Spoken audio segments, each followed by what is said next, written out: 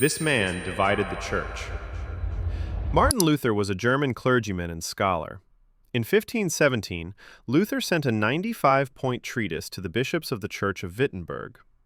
The treatise concerned the churches selling plots in heaven to people at a fixed price.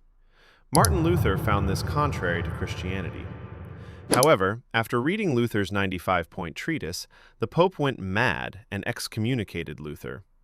But Luther publicly burned the Pope's excommunication document.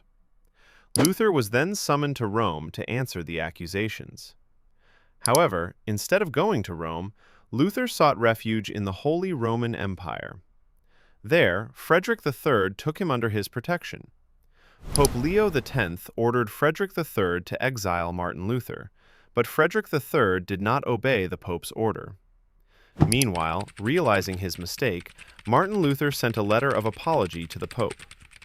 While Luther was in Wartburg, significant changes were taking place in Wittenberg. The monks who refused the church's special liturgicals left the order. The priest of the castle church married, and the altar in the Franciscan monastery was freed. For the first time in a German church, services began to be conducted in German instead of Latin, and for the first time, wine chalices were offered to the congregation. The church imposed restrictions on Martin Luther. Upon this, Luther returned to Wittenberg and began preaching in the church.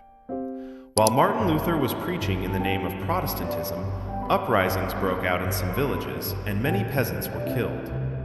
As a result of this event, some Protestants were executed by Catholic princes, and the villagers began to believe that Luther was a liar, that he had been deceiver.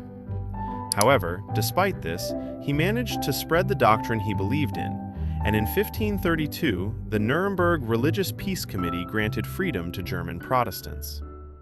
Martin Luther died exactly 14 years later, in 1546.